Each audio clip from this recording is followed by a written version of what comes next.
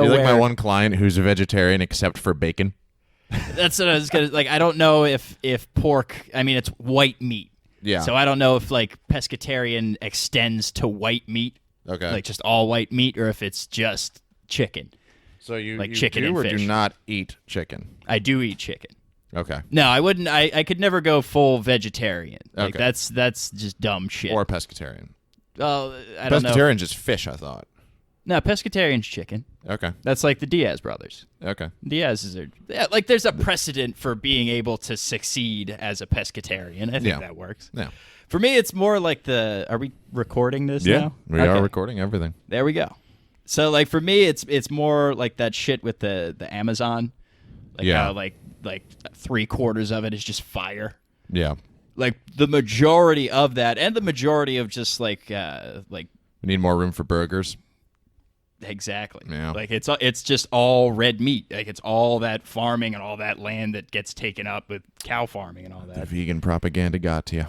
They got to you. I'm not vegan. Like, I'm that's the like I care about the environment, Yes. but I'm not a pussy.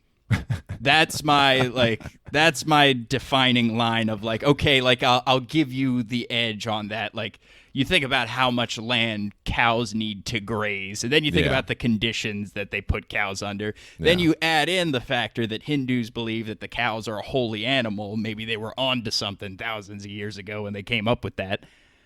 So maybe like, but I'm okay with eating chicken and fish because fish are like barely alive. And chickens used to be dinosaurs. So Okay. that's my logic there. You know, I haven't this whole subject of debate between I remember there was that movie Cowspiracy Okay. that came out and started suggested that like the raising of cows and the methane they produced and all this kind of stuff was what was bad for the environment, and that was proven to be that was actually made by the same group who made What the Health. Yeah. Remember that piece of shit? No. That was the Netflix documentary that made everybody a vegan. Okay. And I the may same have people heard of who it. made it got arrested for like trying to like something crazy. Like they tried to set like a government building on fire. It was like an extremist group, but they made this like documentary that got onto Netflix. It was I don't know. It's one of those areas that it seems so hard. This is going to sound weird, but I've been really trying to limit my information recently. Like I'm kind of on an information diet. I don't want to know things. Yeah, I don't. I want to be the opposite. I'm the opposite of Tyrion Lannister. I do not drink, and I don't know things. that is the objective of my life. I'm so, especially for health, because I'll tell you what. That's and not necessarily. This is more of like a sustainability conversation. Yeah. But the information I'm really trying to avoid is about nutrition and diet, because there's just so much bullshit. Yeah. And the most success that I've ever had with my own nutrition and just like nutrition to fuel performance and my health and just feel good has always been in the absence of excess information and just following the fundamentals and the basics. Yeah. So I'm not up on this stuff because I avoid anything that has to do with that. And hey, is that the best philosophy? Now, and again, this was more of a sustainability conversation, so I'm not saying I'm avoiding sustainability information. Yeah. But that I'm explaining to you why I haven't read this story and why I'm not hip on it. Yeah. Does that make sense? I mean, like I haven't watched like a ton of documentaries or any of that stuff. Like I'm just kind of like paying attention to the conversations around these things. Yeah. Yeah. Like it's reached me. Yeah. Like I had heard the burgers and Amazon thing a couple of times in these past few weeks. I think I listen to the sometimes I do listen to the Daily if I do partake in news. It's the New York Times podcast, or it's like 10 minutes of the day's most important stories, because I could do 10 minutes. Yeah. I got that in me. And one of the episodes last week was titled "The Strange Connection Between Burgers and the Amazon." Yeah. So that's how this. Brazil's a fucked up place. Yeah. It's all around. That's why one of it the is. most effective martial arts in the world was created there. Because it's so fucked up. Yeah. Yeah, it's it's funny too, because like a lot of the previous conversation, I kind of want to talk more about this whole avoidance of like health information. Yeah. Because one of the things I haven't done in a minute has been watch fitness YouTube. Like I've just been on a fitness YouTube diet. And I also went back to following a very simple program, which is 531 for those out there. Have you ever done 531? Like a bastardized version of it, yeah. It's fucking great, man. It's like I'm old enough and I have enough other responsibilities in my life, and I've got one of the first symptoms of getting old, and then I've been alive long enough to recognize patterns. Mm-hmm. And one of the patterns I've realized is that it specifically as it relates to fitness and strength training, which we talk a lot about here, it's about dose for me.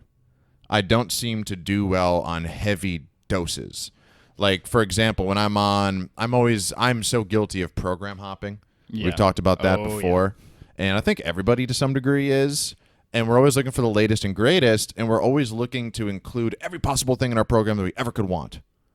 And that kind of leads to these like marathon workouts that are like 2.5 hours long. Yeah. And I just don't have that in me right now. And when I look back at my most successful periods of time where I was making a lot of progress in the gym and with my training, it was largely because I was always mindful of the dose of training. Like I would not have these incredibly long, intimidating workouts. I would almost go into the gym with not a lot planned except the bare essentials, and then I would fill in the gaps myself, like via assistance training, right? Like, or assistance work.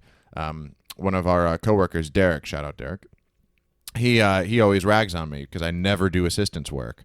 But now I realize when I go back to this lighter main work, like 531 is 555, 333, 531. There's the program. 65, 75, 85, 70, 80, 90, 75, 85, 95. There you go. You don't need to buy the book. So it's I didn't even think there was a book. I thought it was just this is what you do. And there is a book. There is a book. Mouth. And you know what's funny? All the books effectively say the same thing, but yet I've purchased all of them. So his marketing worked on me. But yeah, it really comes down to that appropriate dose of exercise. Like I've now been doing this in a cyclical fashion long enough to come back to the cycle where it's like, all right, let me dial down the main work, and all of a sudden I find myself doing 3, 4, 5 assistance exercises now because I'm not just completely roached from doing 5 or 6 main squat or deadlift sets, right? And I've got that extra energy. Now also, too, it interferes less with the martial arts training, and I find myself actually more likely to go. Yeah. You know? And anyways, it's funny, too, because, like, I've gone on this journey of learning so much about strength and fitness and nutrition and all these sort of components, but yet, like, I found the most success going back to the program I did when I was doing in 9th grade and going back to basically eating something that kind of sort of looks like the food pyramid. As fucked up as that sounds. Oh, I mean, shit. it's outrageous how... Eating a bunch of breads? Well, no, like, but for example, like, tracking is really the one word I would say could have transformed my nutrition. Like, what gets measured gets managed. It's amazing how true that statement is, whether it be in business and your own personal finances or your nutrition and your health, right? Yeah. Or even your training, right? Like, if you don't know what your maxes are, what the fuck are you trying to improve? Yeah. If strength training is the endeavor. And, I had just never measured anything before, so I quickly realized that, my issue was just sort of this, like, yo-yo dieting, not even just from day to day, but also within a day. Like, my meals were ridiculous. Like, I would have, before 8 p.m., I'd barely get in 300 calories. Then I'd come home and eat a 4,000-calorie meal. Yeah. Like that I'm not someone who can get away with that equation. Intermittent fasting is not a good fit for me. Yeah. Because I'm going to get my calories in. Yeah. Like, I'm going to eat more after skipping that meal because I'm on that. I think more people maybe are sensitive to that blood sugar roller coaster. Yeah. And I'm definitely somebody who is sensitive to that. Like, so for me, eating more regularly actually allowed me to eat less. Especially if you're like fucking, like if when you're eating that 4,000 calorie meal and then going to bed a half hour later. Yeah. Waking up all sweaty and fucking dreaming about assassins from alternate dimensions coming after you. Remember, I am totally rambling. I had a dream at some point a few months ago, and I think, did I describe it on one of these shows? I don't know if you described it on the podcast, but I kind of remember. Because I was wondering, is that why you're saying that? Because I literally had a dream about interdimensional assassins called Dragonknights. Oh, God. You don't remember No, this? you didn't tell me about that. Oh, God. This is when I was having those just insane dreams, like when I was basically just tripping. I still kind of trip every night. Like, there's always, if I get up to pee and then I go back to bed for an hour or two, oh, God. Just it's like Acid City, man. Yeah. I'm just fucking tripping balls. Like, I had a dream the other day where I literally was talking to a person who was a combination of two other people in my life. Yeah. Like, as if those two people had gone into, like, a cloning machine and melded their DNA together. Oh, yeah. And I picked up on that. Like, I was sensitive to that. I was like, oh, my God, this is a combination of these two people. Yeah. And it was strange. But anyhow. I said alternate dimension because that's literally the dream I had last night. Like, I woke up at like 2:00 in the morning, picturing like I was trying to find the safe house. I can remember. I was there. I've been there before. It's in my memories. And then who was that woman? And did you have the 4,000 calorie meal right before you went to bed? Probably close to it. Yeah. Probably close. Mine was about there was assassins called these Dragonknights, and there was this family. This is great radio. Maybe it is actually. So these Dragonknights, there were dragons in the earth. Yeah. But there was debate over whether or not the dragons were a force of good or a force of evil. Okay. And somehow, some way, the people who decided they were evil, like, found a way to banish the dragons to this other opposite dimension. Okay. It's like the string, like it's there always, but you can't see it, right? Yeah. And there were this like extremist group called the Dragonknights. And they believed that the dragons were a force of good, and the dragons were like a godly figure sent here, almost like the wizards in Lord of the Rings. Like, they're here to guide us. Yeah. And they found a way to travel back and forth between the two dimensions. Oh, fuck. And somehow, I don't know if they would ride. I don't remember if they would ride the dragons or they would like they harnessed the power of the dragons. I don't fucking remember. But they were great assassins because they could jump back and forth between dimensions. So, like, they could kill you, but they're standing in their dimension. Yeah. They're not in this dimension. Oh, what are you going to do against that? Yeah, so, like it was like that, like, flexible, like, membrane of dimensions. You would just see their hand come out with, like, a sword, and they'd fucking stab somebody. Oh, my and then God. it would disappear back into the membrane. Holy shit. And the dream was I was observing this family, and for whatever reason, it was like that old tired narrative of like, kids, your grandfather asked us to come to this thing, we gotta go with him, just humor him, he's old, we don't know how much longer we're gonna have, Grandpa. Yeah. And for whatever reason, the grandfather had brought this family to a train car. It was like a train car he had turned into a house. That's a setup. And they were visiting him. But no, the grandfather was a Dragonknight. But so he was actually this like youthful guy, this like youthful champion knight guy in the old dimension. But in the actual dimension, he was this elderly grandfather. Whoa. And somehow, like, there was like an opening between the dimensions, and some bad guy tried to come and kill the family. And then the grandfather from the old dimension came in and like assumed the form of the old guy and started just chopping these dudes up. Then I woke up and I was like, what the fuck? Anyhow. Oh my God. I can't I've had multiple variations of that. I didn't get the Dragonknights, which I'm a bit jealous of. Yeah. But I've had that like there was some like shady organization from another dimension that was just taking over other dimensions through dreams. Yeah. And they were like hopping from dimension to dimension, and they found me. Like, I found them out and they found me, and I had to like try to run from dimension to dimension to get away from them until I woke up. So like some corporate assholes discovered what's that movie? Inception. Basically, yeah. It's like the Koch brothers kinda found out how to use Inception. Yeah, that's what it felt like. And it was like they knew that I knew, and they were sending like Agent Smiths after me. It's fucking weird. It's weird. That's a I love it recurring though. thing. I love that. Like now, like when I go to bed, like I get this theater. It's wonderful. You gotta just meditate on the Dragonknights. You know what's You gotta crazy? find more about this this culture. How can I unleash my own Dragon Knight? How can I be a Dragon Knight? Maybe you were the grandfather. Maybe Maybe that's where you're headed in life. Oh, I love nothing more than the narrative of old badass has retreated from the world. Yeah. But something happens with the younger generation. Maybe it's his grandkids, her grandkids, whoever it is, but they need to bring the old badass out of retirement one more time. Like one the new more Rambo? time. Yes, just sign me up for that fucking movie. The new That is Rambo. the exact narrative. And the last Rambo. That's the weirdest part. Rambo. Just Rambo. Pretty much every Rambo, except for Rambo 2, because that was during Nam, right? It was during Nam, I think. But like we should. This is one. If our channel ever takes off, we definitely get someone to make like a digital like cartoon version of me in this setting. Yeah. But I have this like romanticization. Yeah, that's a word. Okay. A very difficult word to say. I don't recommend using it in your vernacular. For those out there listening, that was a tough one. But you say barely that, got now, that out. Now everybody's going to use it. Romanticization. It's Also, hard. I don't know if it works in the contest you're using it, but I had a romanticization of this certain image in my head. That works.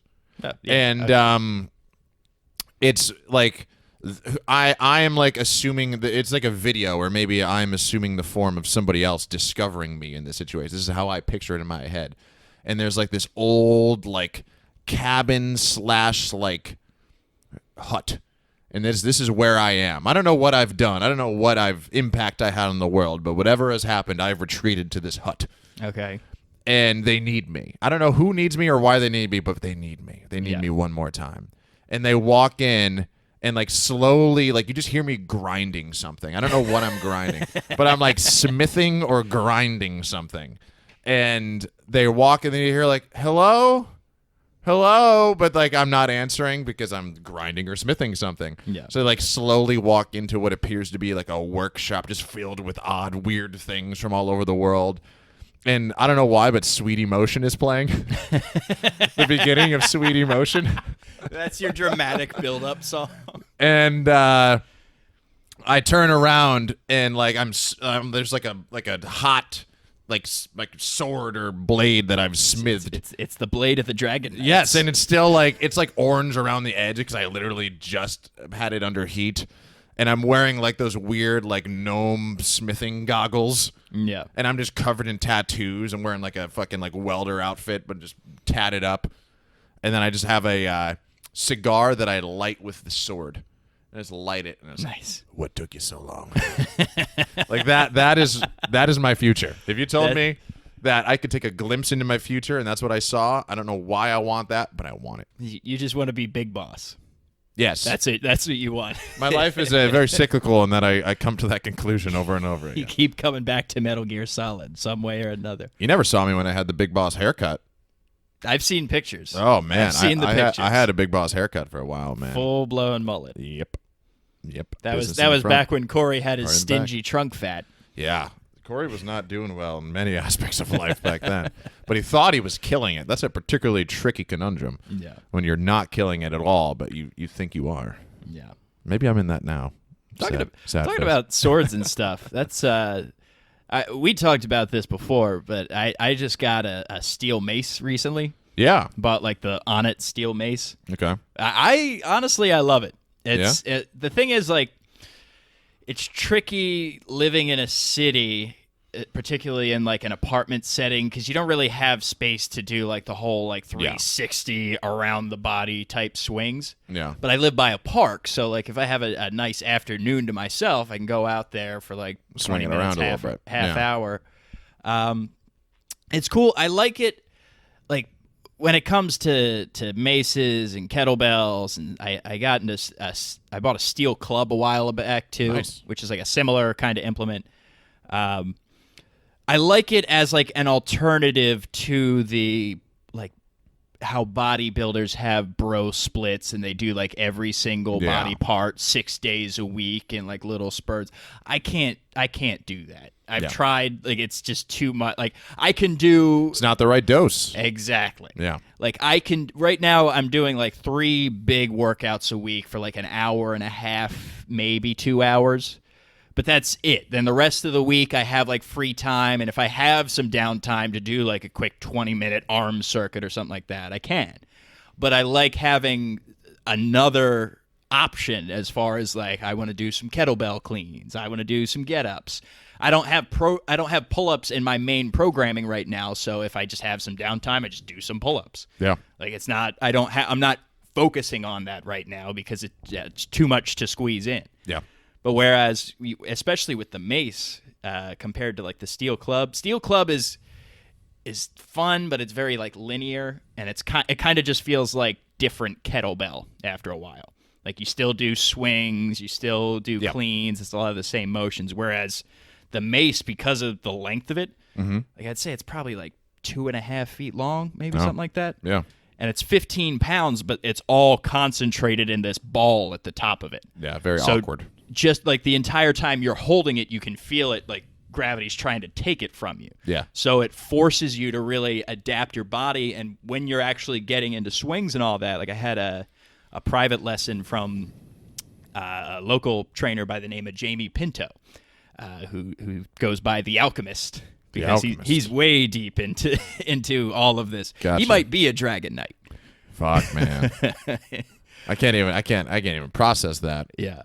But so grandfather? Is that you? I never met either of my grandfathers. Maybe they were Dragon Knights. Maybe they're still alive, but in the other dimension. That could be it. Fuck. They might be the dragons. Fuck. And I'm the knight. There you go. You got to unleash the dragons, man. I could totally make a children's series out of this. The Dragon Knight series. Just talking. I feel like there was something called Dragon Knights when we were younger, though. I think there was. It was. What's it called? You know what it is? It's from Skyrim. Okay. Skyrim, you're a Dragon Knight. Yeah. Or like that's one of the things you can be. Yeah. But mine's 2 words, not one. Dragon Knights. Different thing entirely. Yeah, totally different. Don't sue me if it doesn't. But in terms of just being able to really perceive how your lats and hips work together. Yeah. And trying to like different, like, I've always had like I always get like a weird knot in like the middle of my right side. Okay. So that has always been a problem area for me. And working out with Jamie and actually getting that like real mace instruction as opposed to just swinging it around like an idiot in the park, which is fun. Like, it's a great way to get started with it. But you actually, like, I can actually feel my hips and feel my psoas and my hip flexors and all that stuff. I have a much better understanding of how that works and what I need to be conscious of to keep that from throwing me off. That's half of quote unquote core training anyways. Yeah. Like, it really, what core training is just non-appendage training. Yeah. Because it's easy for me to, like, it's a lot about control. Yeah. And it's easy for me to teach you how to control a muscle that controls also an appendage. Like, all right, how do you feel your biceps? When you fucking move your elbow. Yeah. And triceps, same deal, right? Yeah. Move it the other way. Yeah. It's hard for me to say control your psoas or control your lats. Yeah. Right? Because they're not appendage. They don't move anything other than themselves. Yeah. Really, like, they don't control. Now, you know, they play a role in extension or flexion of the spine, but that's not something we even. Yeah, that's why, honestly, it was one of the things I've added to my orientations is a cat-cow stretch. Yeah. Just because, like, hey, these are muscles that move things, just like they move your bicep and tricep, move and flex and extend your elbow. These muscles flex and extend your spine, and you need to move them too. You need to think about recruiting them. Like, you wouldn't have a loose or not tense biceps during a bicep curl. Yeah. Like, you need to. Another phrase I like to use is giving it a job to do. You got to give your core a job to do while you're doing these other big movements. Yeah. Like, you need to actively give them something to press against and breathing and bracing and all that. But yes, to your point, I think that's great because what you found is a way. Like, a lot of people get that core training in via breath work or plank series or whatever they choose and seem to feel and connect with, like neurologically. And if that is mace training for you, then I think you've just found an excellent form of control of your non-appendage musculature. Yeah. Which is really the whole goal. I mean, that is core training. Yeah. And it like you have the shoulder stability aspect. You can do like there's this it's called like the bow and arrow. Okay. Where like so basically you're holding it this ways, and then you like slowly extend out here. So you have to like keep the weight, like you have to keep pressing down on the bottom half of it while your arm is holding the actual weighted end out here. So it's like this weird kind of like reverse curl effect going on. Yeah. So like and you're trying to like crush the mace while you're holding it. Gotcha. So like there's a lot of it's a way of getting in more volume without doing like I just don't want to be in the gym all the time. Yeah, it's boring. Hopefully it's fun when you're doing your big stuff, but it gets boring after a while. By the way, our because I was going to talk about the whole dose thing again. Our title for this episode is definitely going to be a dose of Dragon Knight, the Dragonknights. But I think hopefully that's something people will take if whoever happens to listen to this or watch this. That whole dose thing is important for us, not just because we're trainers, but because we are trainers in a negative sense. Like I'm not saying it like in a positive way, like, oh, I'm a trainer, listen to me. No, I'm a trainer and my whole job is to do this shit.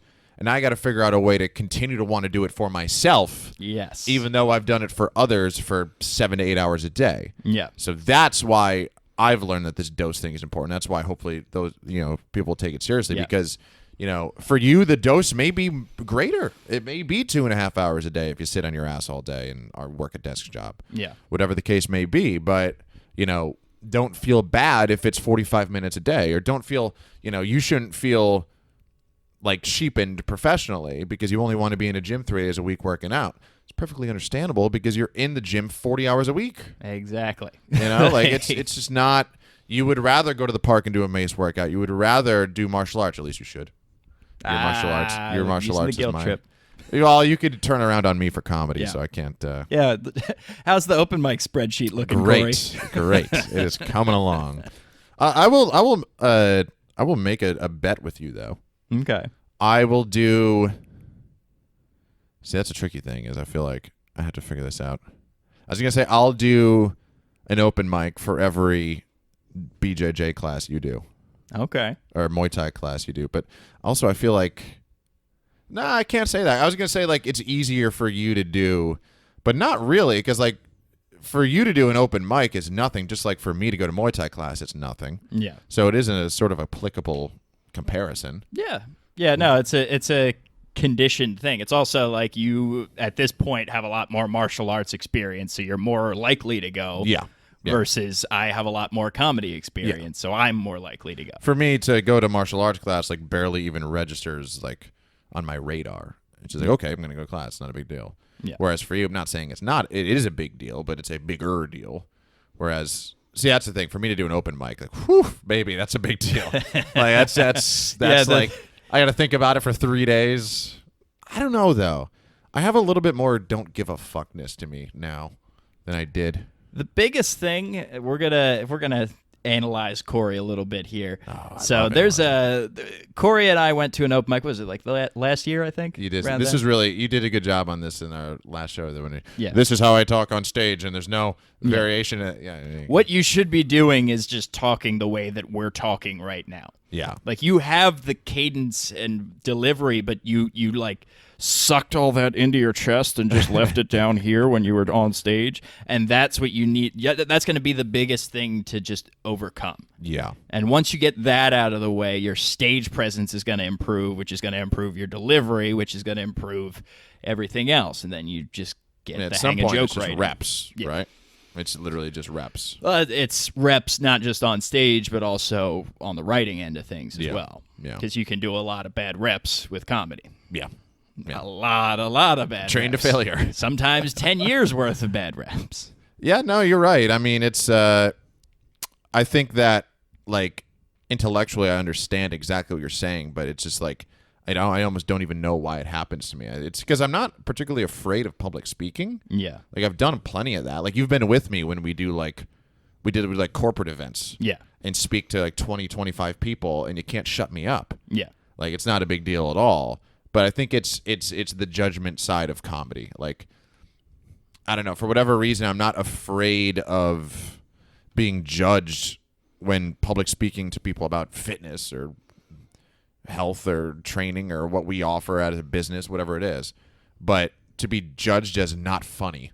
Yeah. Like, oh, man, that fucking hurts. Like, you can tell me that I'm a shitty trainer. I'm like, oh, fuck, I don't really like it that much anyways. Yeah. But to tell me that I'm like a not funny person, like that and being rejected like romantically are probably like the two easiest ways to hurt you. Oh my God, yeah. So textbook for anybody out there. If you want to hurt the shit out of me. Let's expose all of our weaknesses. Yes. Those are the two. Those are like those are to me what body shots are to Daniel Cormier. Poor guy. A big fan Zing. of DC's, by the way. I had to make a zinger there. Yeah. Speaking of MMA. Yeah. So we're going to post this probably Wednesday. I don't know what the date's going to be, like the 17th, I think. 18th? Sure. Whatever it is. Yeah, I don't know. But it's not particularly. So we had just witnessed, this will still be relevant a week from now. Khabib versus Dustin Poirier was just this past weekend. Number one, why did they do that fight in fucking Abu Dhabi? I mean, I get it. You know, it's a predominantly Muslim country. It's Khabib. Yeah. I get it. It's probably closer to Russia, right? I guess. Yeah. Than the States, at least. It is kind of a weird spot. Like, yeah. I don't know that they fully adopt him as their like if it was Gegard Mousasi, like that makes a little bit more sense. Khabib, we got to start pronouncing his name right at this point. Khabib. He's cemented his legacy enough. We have to at least do him the courtesy of proper pronunciation. You know, I hate to say it, but I don't think there's a lot to analyze from the fight. It wasn't a particularly close or a good fight. No. It honestly, Khabib is the MMA version of Floyd Mayweather. I mean, not only is he winning, but he is winning by not losing a mere moment of the fight. Yeah. Not only is he not losing rounds, he's never not in a dominant position. It's take them down and smash them until they give up. I mean, it's a horribly brutal way to fight, but it's effective. Very effective. And I think the best and most interesting conversation we could have after that is doing some matchmaking. Yeah. So at this point, there is only one fight to make for Khabib. It's Tony Ferguson. Yes. And it's sorry, Conor. I don't really think Conor fighting anybody big moves the needle right now. No. Because you need to rebuild his image. He's lost. The last two times we've seen Conor, he got knocked out, TKO, not really knocked out.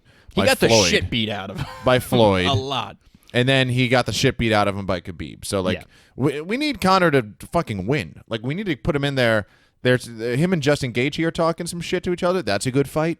Yeah. Because, number one, Gaethje's going to Luke Thomas. For those who look for MMA content, including you, just Luke Thomas. He's the fucking best. Him and Robin Black are the two predominant MMA. I love Schaub, but these two guys are the best analysts and just opinion formers in the sport in terms of the media, I believe. But anyhow, he kind of said that you need to give two things for Conor's next opponent. You need to give somebody who, number one, he's likely to beat or at least be competitive with.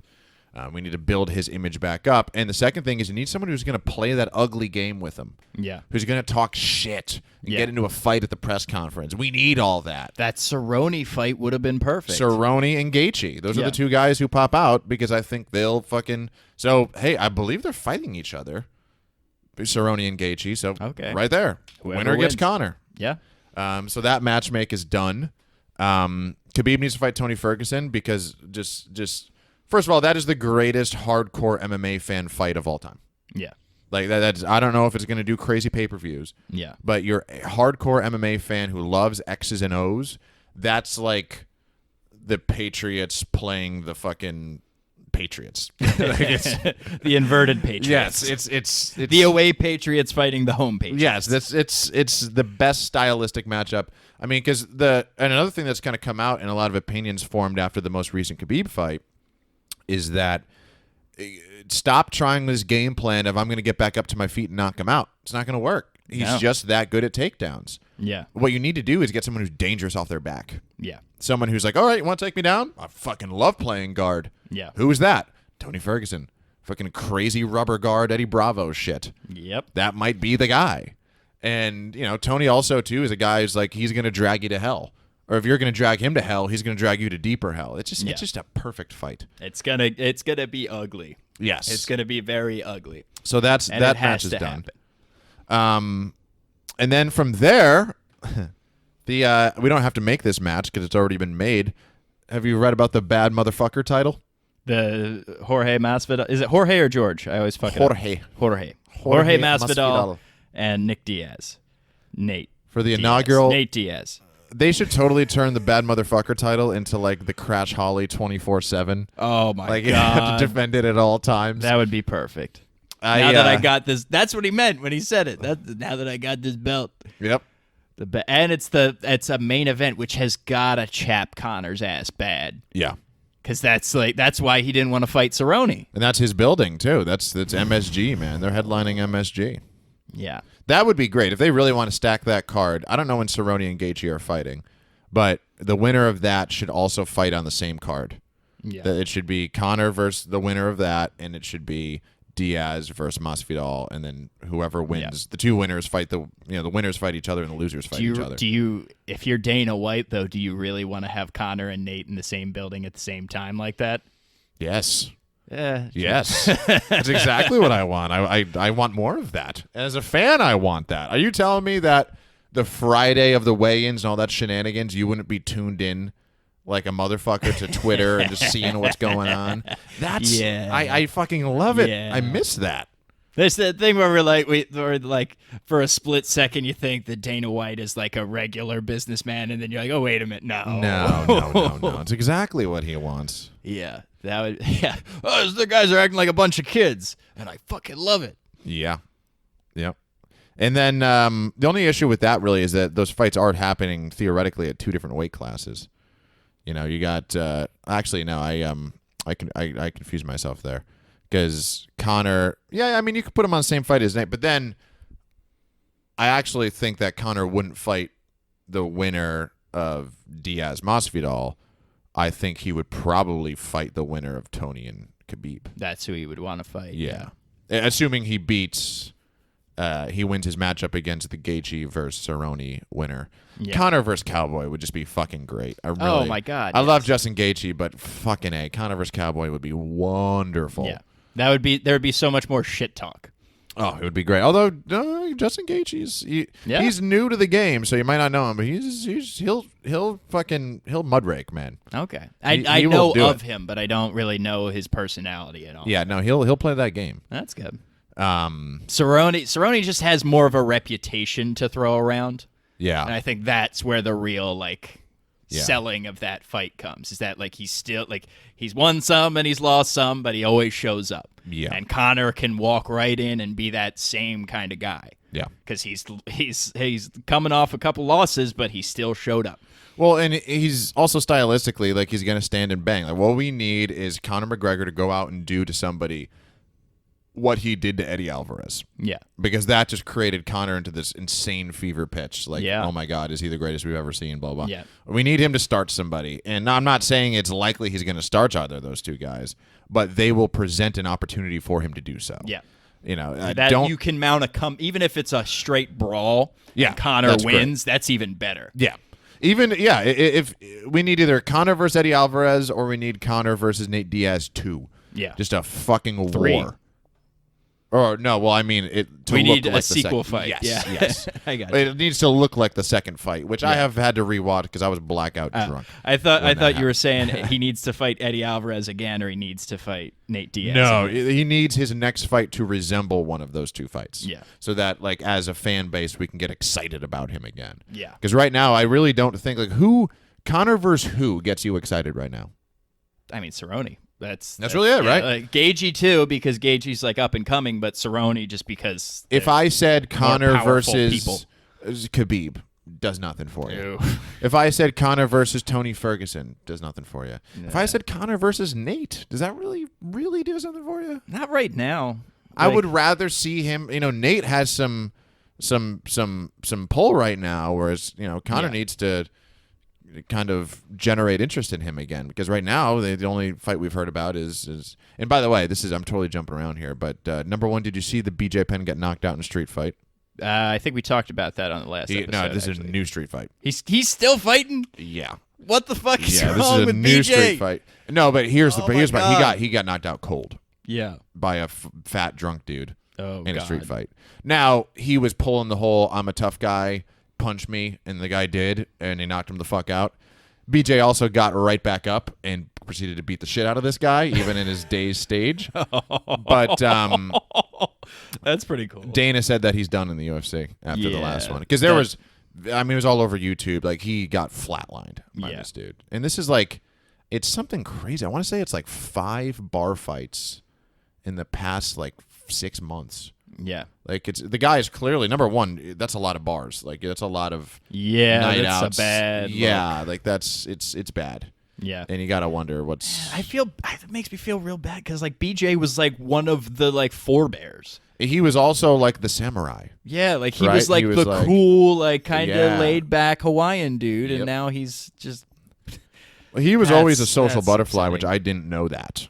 He was always like BJ liked to party. That was Yeah. the word on him. Yeah, but, like, that you don't automatically assume that as, like, I'm going to go fight people in the street all the time. Yeah. You think of that as, like, somebody who's cool to be around. Yeah. And then now, apparently, that's not the case. And I wonder if it's even, I'm not going to say CTE doesn't have something to do with it or some sort of brain trauma. I'm sure that it does. Yeah. But I also think it's just an issue of, like, he clearly, like, doesn't have any other passions. Like, because that was his pitch to Dana. He's like, the only way I'm going to stay out of trouble is if I get more fights. Because if I have a fight, then I'm in the gym and I'm doing what I need to do.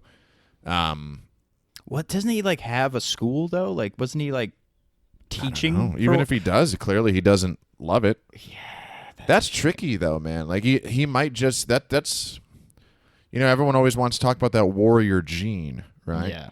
And if you have that warrior gene, I don't know what life looks like after, Yeah, I mean, look at Chuck. Yeah. Chuck Liddell. Well, he's having a great time, though. He's just being Chuck Liddell. He's but he... probably, I don't know, doing coke and banging strippers. I don't know what the hell he's doing. but Oh, he he's seems a to have- married man. Yeah, I don't want to pull a Brendan Schaub. Yeah. Hey.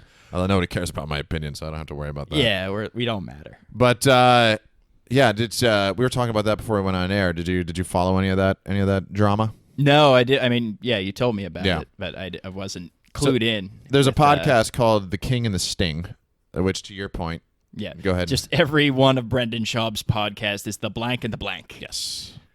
What would we be? The Ginge and the Stinge.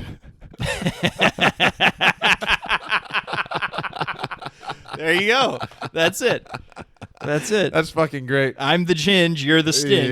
Yep. You know what's funny too is that I said that just because it's the only word that I could find to rhyme with ginge, and I completely was not thinking about the stingy trunk fat. Yeah. Like But that's. it worked. It connected. I kind of want to change. We're going to make this. a comedian out of you yet. I kind of want to change this. I want to change it to the Rascal Boys. Now I want it to be the Ginge and the Stinge. White belts in life, a.k.a. the Rascal Boys, AKA a.k.a. the Ginge and the Stinge. With Ginge and the Stinge. Oh man, that's fucking wonderful. Now that has to be the title of the podcast. There we go. Dragonknights and the just Ginge and the Stinge. But yeah, so The King and the Sting is this podcast with Brendan Schaub and Theo Vaughn. They talk shit. It's pure comedy. It's really not meant to be taken seriously. Like, it's not fucking life advice. Although they do have, ironically, a segment of relationship advice in which someone had written in, and they had said, I'm worried I am balding. I'm worried that this is going to affect my ability to get girls. What should I do? And then Brendan said, like, oh, fuck that. Like, some of the best dick slingers in the world are bald. Like, look at their Dana White and Joe Rogan. And he said somebody else who... Jason Statham, you could throw in there. Yeah, and he said it in a way of, like, I use that sometimes. Like Joey Diaz is kind of like the creator of the vernacular of that group. Like a lot of people use his terminology, and he uses like slinging dick or dick slinger as an expression of like killing it. Yeah, and that's that makes sense. Like he'll even say, "I'll fucking dog. I'll be in Brooklyn slinging comedy dick." Yeah, like that's something he would say. And I think to some extent, pretty sure I've gone on stage and said that I'm about to sling dick all over this place. Yes. At some point in my career, and it was one of those things where people clipped it and kind of took it out of context, and it sounded like Brendan Schaub was accusing Joe Rogan of. Now, here's the tricky thing: is he had previously called out Dana White, if you remember that beef they had, I do, and said. There's no way to talk to an Eskimo brother, Dana. Don't make me unleash the hounds. Yeah.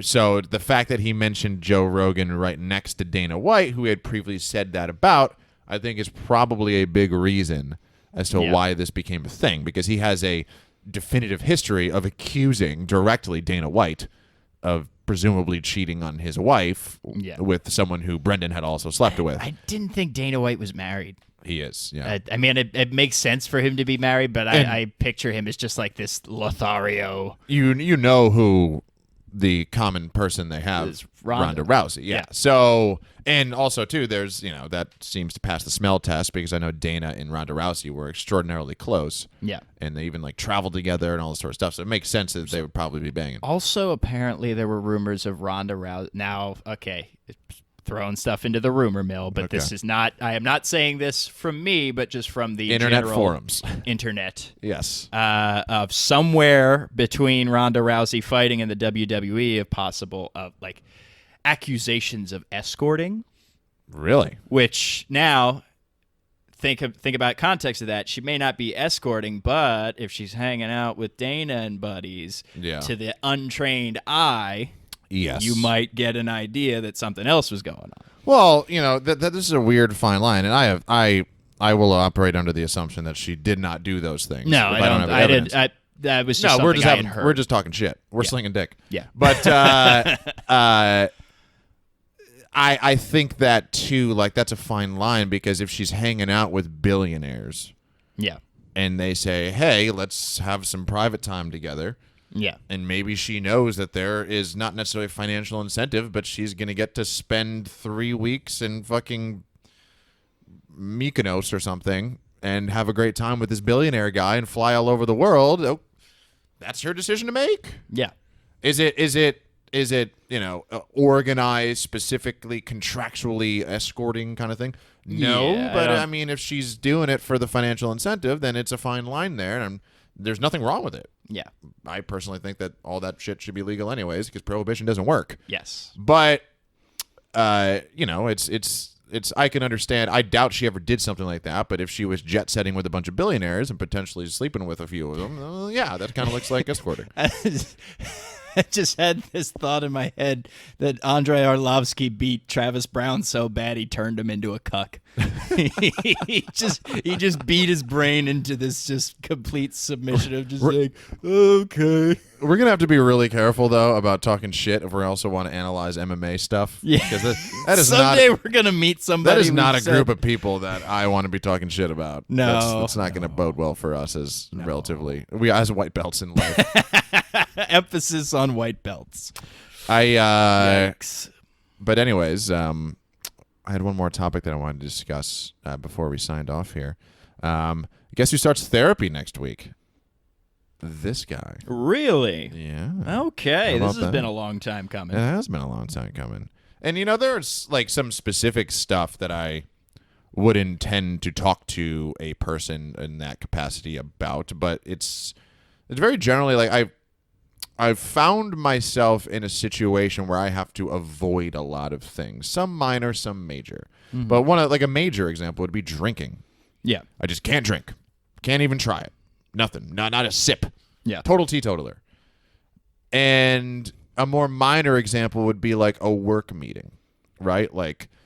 I can't go to certain work meetings because I know I'm going to respond too emotionally to them. I know I'm going to overreact to certain things, or even little things like an email on my phone, right? I have to set my phone email settings so that I don't get emails from certain email addresses. I've do a lot of different stuff, so I have a lot of email addresses. But like, because I just can't control my reaction. Just that phrase right there. I do a lot of stuff, so I have a lot of different email addresses. A lot of escorting. That makes it really questionable. So it's there's just a lot of things in my life I've had to practice this idea of just teetotaler and complete avoidance and prohibition. Yeah. And I don't think that's the best way to do things. Mm-hmm. I don't think that is a particularly sustainable method of correcting wrongs. Yeah. Right? And that's one thing I want to talk about. And also, too, there's a really good video this guy named Ryan Scribner. He has a I think it's a great YouTube channel. He does a lot of kind of whatever the fuck he wants to on his YouTube channel. He actually started as a fitness guy. Okay. But then found out that he made a lot more money making financial videos. So he makes a lot of videos similar to like that other guy I sent you, like Graham Stephan. Yeah. Like he makes a lot of like, what are the best accounts to invest in? Should you do a Roth IRA or a 401k? A lot of like millennial money type of stuff, right? Okay. Or he'll do like a lot of affiliate marketing too. Like he'll say like the updated Amazon Prime benefits, why you should, like stuff like that. Like, and it's a lot of reviews, that sort of thing. And he made a video about basically, it was in his life, he had just been through a breakup, and that was what he was using as the context to explain this greater point. But he was really kind of just describing worthiness, this element of worthiness, and he talked about these different buckets of energy in life. Like you have financial or professional, you have health, you have spirituality, you have personal development, you have relationships, you have all these different buckets. And, you know, he had been in a long-term relationship and ended it because he felt like, for whatever reason, he had never evened out his buckets, and he couldn't figure out why. And, like, he had this issue, this overarching issue of, like, a worthiness. Like, he just felt like he had to, like, originally for him, it was fitness. He had to fill the fitness bucket all the way up, and that was going to solve his problem of not feeling worthy for certain things. Then he did it. He got in great shape, and he's like, ugh, fuck. It didn't change anything. And then he went to financial. He's like, I'm going to be the richest motherfucker in the world instead of the most jacked motherfucker in the world, and that's going to solve everything. No, shit, that didn't work. And, you know, then he kind of dumped everything into relationships. And, you know, that didn't really work either. And it's just sort of that element of, like, balance, but also, too, like, kind of getting down. And for him, it was actually, like, spirituality. It sounds weird, but... And I think that takes on a lot of different things for a lot of different people. It's not just religion. But it's kind of sort of like that something greater than yourself kind of deal. And I think for a lot of people that could even be like karma or something, right? But between that, I think that kind of reveals itself a lot. And like we had talked previously about the whole chefs thing and like that lack of confidence for whatever reason. It's like I could come off as a very confident person in one element of my life, but then, you know, very much not so. Like there's definitely a reason I haven't put myself out there, be it comedy or YouTube videos or however long it took us to get all this started. A lot of that was just personal resistance on my part. So that's, I guess, the secondary sort of that teetotaling problem, and then the sort of self-conscious stuff on the other end. And I think there's definitely carryover between the two. Yeah, I think it's all kind of connected in one form or another. Yeah. Yeah, well, that sounds like you at least have you're going into it with kind of a plan. Yeah, specifically the things that you know you need to resolve. Yeah. So that's the most important aspect of that. And it's crazy to me that there is that stigma of people seeking, you know, like it's like I don't really give a shit because I like to think I did a good job making friends, and there's nobody I would like be ashamed to tell. Yeah. But it is weird. Like, it's definitely, like, even when you call, it's funny, but, like, I called this place, and they have to call you back to, like, schedule an appointment. And even just finding somebody to go to is kind of weird. You know what the fuck you're looking for. And it's such a weird thing. You can go to the least qualified person and have the greatest results, or the most qualified person and just not cooperate, and it just doesn't work between you and this person. So it's kind of a just total fucking guessing game. Like, I guess that's be my biggest advice for people as someone like myself who's just gone through the initial stage. Just pick somebody and go, because, you know, if you wait around for the perfect person with the perfect credentials, you're just never going to do it. And it's also crazy to me, like when they called me back, they're like, oh, is this for anything other than anxiety or depression? I was like, yeah, it's actually not for those. I'm doing pretty good. It's just unresolved stuff. And there was like, it's that is a part of the stigma, I think, is people think like unless you're diagnosed with something that you can't go and do these things. But like, be proactive. Like, you wouldn't put off losing weight. Oh, I guess a lot of people do, but you shouldn't. That's a bad example there. If you were, trying to build a skill, if you're trying to learn the guitar, you're probably going to take some lessons. You're not going to feel bad about it. Like, it's just, I don't know. It is a shame that we've developed this society where, for whatever reason, there is that stigma. I think it's getting better. I don't think it's as bad, but you should never. We should live in a world where someone should never fear to tell someone like, "Oh, I'm actually doing this," and there's no like, "Oh, are you okay? Is that fine?" It's like, no, I'm just being proactive. Halfway out the door. Yeah, like I'm just being proactive. I don't want to be fucking chained down to bullshit mental frameworks that I have that aren't working in my favor. Yeah, that's sounds very healthy of you. Yeah. So kudos to you. Your experience was mixed, right? Mine was mixed. I think the actual therapy itself was good, but then my therapist tried to he would we would get going somewhere, and then he would have me come back at the end of the day, after he was done the rest of his appointments for the day, appointments to get to keep going on whatever we were talking about, and then he invited me in for an extra an extra session. On the weekend, we could talk about whatever. It had a very sexual undertone to it that I was not digging. This is gonna sound terrible, and it makes me feel bad for little Rick who's going through this. But there's such comedy gold that your therapist tried to bang you. Yeah, there's something there. It's a lot to set up the framework of. Jesus Christ! It's the Dragonknights that announces their arrival. Well, where are we at on the time here?